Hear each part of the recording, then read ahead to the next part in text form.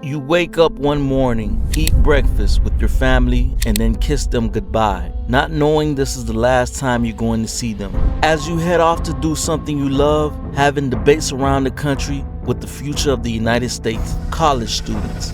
While you're picking up the microphone with no time to react, out of nowhere you hear a loud bang. Oh my God. Go, run. A bullet hits your neck and blood starts spraying everywhere. The crowd just witnessed one of the most traumatic moments of their lives. Everyone start panicking and running around like ants that just got their ant pile kicked. You just got hit with a bullet from a sniper rifle and no one know where the bullet came from. A group of police officers and event staff pick you up and rush you to their cars to take you to the hospital.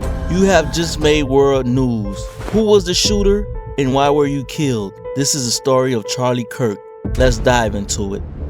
Charles James Kirk was born on October 14, 1993 in Arlington Heights, Illinois, and grew up in the nearby suburb of Prospect Heights, a comfortable Chicago area community. His father, Robert Kirk, was an architect, and his mother, Kimberly Kirk, worked as a mental health counselor. Both parents were well established in the Republican circle. In his youth, Charlie was actively involved in the Boy Scouts, ultimately achieving the rank of Eagle Scout. His engagement in politics began early when he volunteered for Republican Mark Kirk's Senate campaign in 2010. Even as a teenager, Charlie demonstrated a passion for political activism, organizing a small protest in his school cafeteria over a cookie price increase. At 17, he penned it on op-ed for Breitbart News, further cementing his early reputation as a vocal conservative.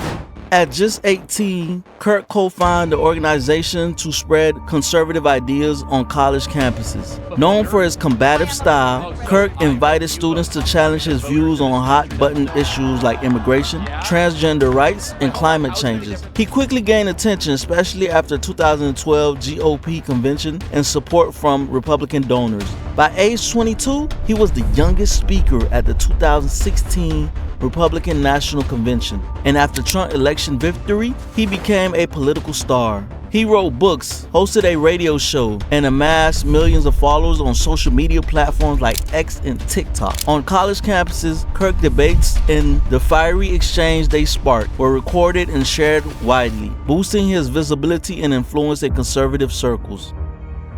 During Trump's first term, Kirk organized a Stop the Steal rally in Arizona and facilitated transportation for protesters to the January 6, 2021 event at the U.S. Capitol. Following Trump's 2020 election loss to Joe Biden, Kirk made a series of continuous remarks on race and crime that drew significant backlash. Amongst his most controversial statements, Kirk refers to George Floyd, who was killed by a Minneapolis police officer in 2020, as a scumbag.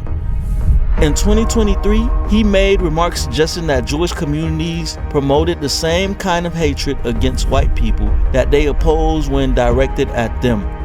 He also made inflammatory comments about black individuals, implying racial bias by questioning the qualification of black professionals, such as pilots. If I see a black pilot, I'm now going to wonder, is that individual qualified? In May 2021, Charlie Kirk married Erica Kirk, a businesswoman, former Miss Arizona, and founder of a faith-based clothing line called Proclaim. Erica is also a podcast host and the founder of two nonprofit organizations. She often appeared alongside Charlie at public events.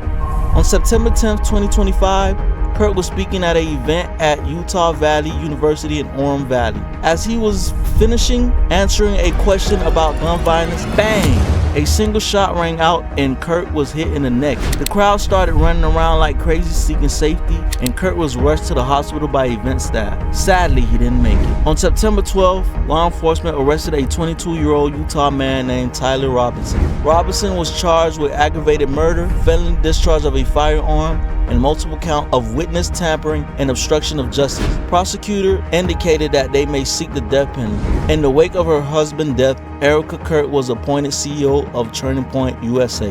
On September 21st, 2025, after Kirk assassination, friends, family, and supporters of the late political commentator attending his funeral at State Farm Stadium in Glendale, Arizona. In my opinion, where did a 22-year-old learn sniper training at that age? There's more to his death that the public don't know about. Even though we have free speech in America, there are ways of expressing your belief without offending people.